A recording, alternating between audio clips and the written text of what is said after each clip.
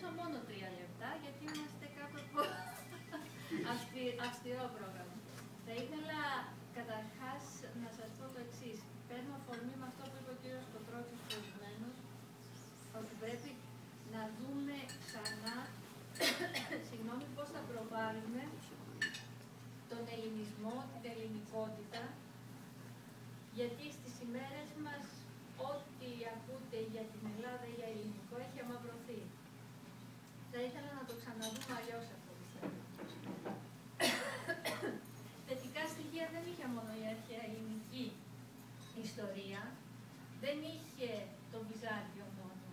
Η Ελλάδα έχει και ο ελληνισμός γενικότερα, γιατί θέλω να βάζω μέσα και την Κύπρο. Ο ελληνισμός γενικότερα έχει μία πορεία, μία πετυχημένη πορεία ανά τους αιώνες. Εάν λάβετε υπόψη αυτές οι δύο χώρες, τι έχουν περάσει, είχε ο ελληνισμός αναγέννηση? Δεν είχε. Ήταν κάτω από κατοχή και αποστηλή κατοχή 400 ετών από τους Οθωμανίους. Κατόρθωσε ξυπόλυτος να ανακτήσει την ανεξαρτησία του. Και δεν ήταν εύκολη η πορεία του μετά την ανεξαρτησία. Δεν ήρθαν οι ξένοι πάλι για να θυμόμαστε λίγο την ιστορία και είπανε πάρτε ό,τι θέλετε για να γίνετε να σταθείτε στα πόδια σας. Πάντα υπήρχαν αστερίσκοι. Και εμείς οι ίδιοι όμως δεν είμαστε αθώοι και δεν είμαστε και παιδιά χωρίς, αν θέλετε, τις δικές μας αδυναμίες. Κι όμως επιβιώσαμε, κι όμως μεγαλώσαμε αυτό το κράτος, αντιμετωπίσαμε τους Βαλκανικούς πολέμους, αντιμετωπίσαμε εσωτερικές έρηδες, αντιμετωπίσαμε τον Γερμανό, τον Ιταλό και φτάνουμε με το τέλος του Δευτέρου Παγκοσμίου Πολέμου μία καμένη γη. Και κατορθώνουμε με τα παιδιά μας που σηκωθήκανε και φύγανε και με αυτούς που μείναμε να ξαναστηθούμε στα πόδια μας. Όλοι όσοι ταξιδεύουμε στην Ελλάδα του 2011 έχουμε σε κάθε γωνιά απόδειξη της πετυχημένης πορείας. Μην αφήνετε, αυτή τη στιγμή το πρόβλημα μας είναι ότι ο φακός που δείχνει εικόνες, μία παγωμένη εικόνα είναι αυτό που μένει στο μυαλό μας. Και τι δείχνει αυτή τη στιγμή ο φακός του CNN, του Bloomberg, του BBC? Δείχνει το Σύνταγμα, δείχνει διαδηλώσεις, δείχνει όλα τα αρνητικά στοιχεία. Η Ελλάδα δεν είναι μόνο αρνητικά στοιχεία.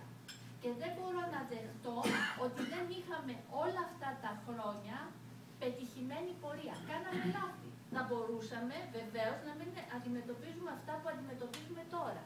Αλλά για πέστε μου, εάν αυτός ο φακός τώρα άρχιζε να παίρνει εικόνες από την Ιταλία, την Ισπανία, τη Γαλλία, εάν ήθελε να παρουσιάσει μία εικόνα συγκεκριμένη, δεν θα μπορούσε να βρει αδυναμίες σε αυτές τις χώρες? Δηλαδή, αυτή τη στιγμή δεν μπορώ να δεχτώ και δεν το λέω ως εκπρόσωπος του ελληνικού κράτους. Το λέω ως Ελληνίδα και το λέω ως πολίτης, αν θέλετε, της Ευρώπης. Δηλαδή, όλοι οι άλλοι αυτή τη στιγμή είναι η Παναγία, συγγνώμη που χρησιμοποιώ θρησκευτικό όρο, και η Ελλάδα είναι αυτή που έχει όλα τα στραβά και τις αδυναμίες. Όχι.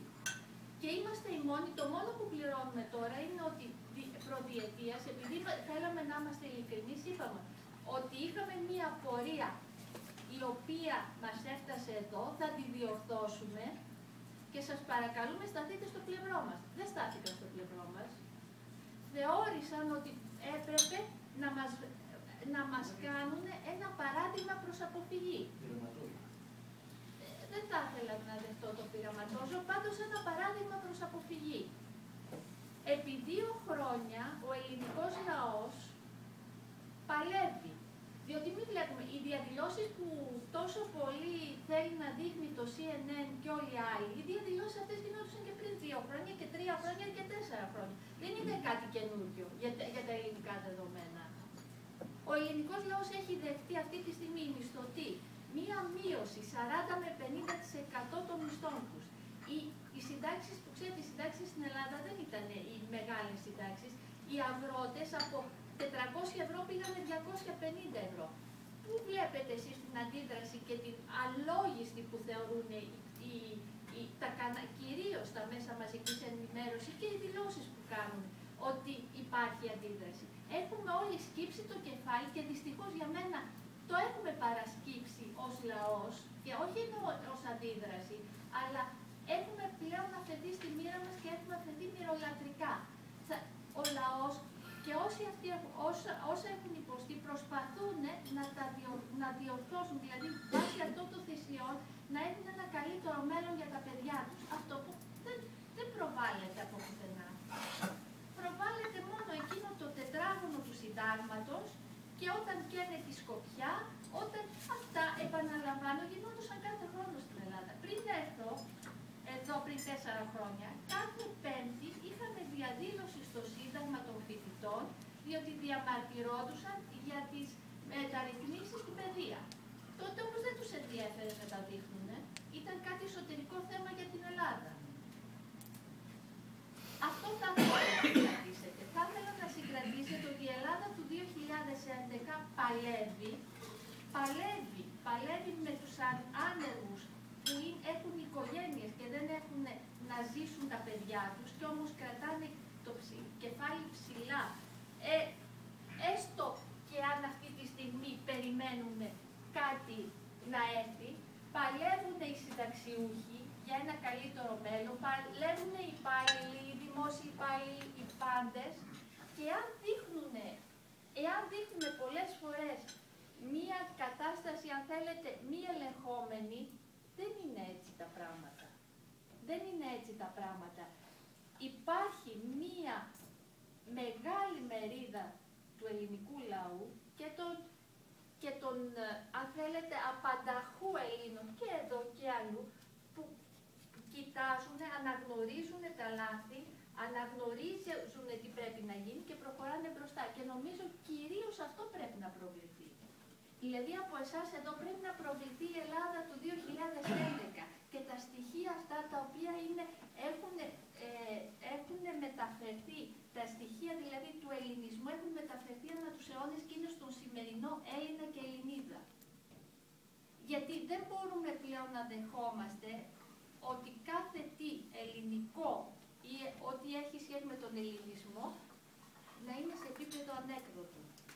Γι' αυτό και οφείλω να σας πω, δεν έχουμε πλέον και τα ανέκδοτα, ούτε για αυτούς που προσπαθούν να απαλλαχθούν της φορολογίας ή να κλέψουν το κράτος. Υπάρχουν πολλοί που δεν πληρώνουν τους φόρους και γι' αυτό φτάσαμε εδώ. Αλλά πλέον επειδή εξελίσσεται η κατάσταση έτσι, ακόμα και τα ανέκδοτα κάνουν κακό. Και αυτό που πρέπει να προσπαθήσουμε είναι να δούμε τη συνολική εικόνα του τι εστί ελληνισμός και Ελλάδα του σήμερα και στην Κύπρο. Δεν ήθελα να αναφερθώ διεξοδικότερα στην Κύπρο, γιατί έχουμε εδώ τη φίλη, την κυρία Σοφιανού, η οποία θα αναφερθεί, αλλά να δούμε τι ουσιαστικά υπάρχει και όχι αυτό που μας προβάλλει το πρωτοσέλιδο της εφημερίδας ή το 3 λεπτών ρεπορτάζ της τηλεόρασης που θέλει να τραβήξει το ενδιαφέρον του θεατή και θέλει να του προκαλέσει